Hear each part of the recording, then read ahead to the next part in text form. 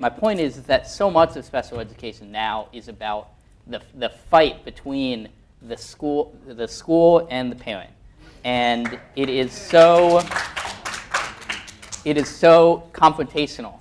And so I'm wondering, we have people on both sides here. I'm wondering what can be done about that to help fix that. And yeah, we'll start with you, Bonnie, but let's try and keep it brief because we're running out of time. Okay, I would like to, and this kind of goes back to what the previous question of what can we do going forward.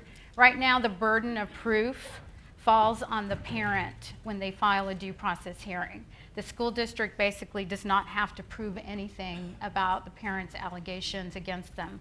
So I think going forward, we need to flip that. The burden of proof should be on the school district. Yes.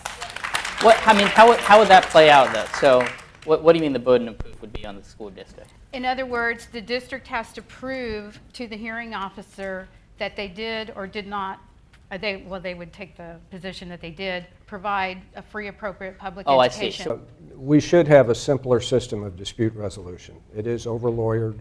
I think everybody recognizes that.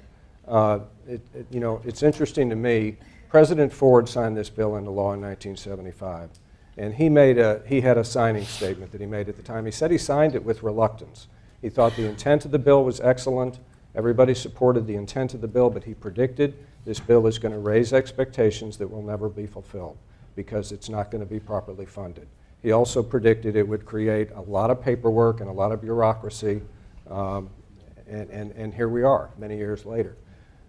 This law, more than any other area of education that I'm aware of, is an area where the federal law tries to micromanage the process at the local level and tie it down with legalities. And so we spend all our time talking about legalities. I think that we should have a hearing system. We're always going to have disagreements between schools and parents about what's the right thing to do for the student, and there has to be a mechanism to decide that.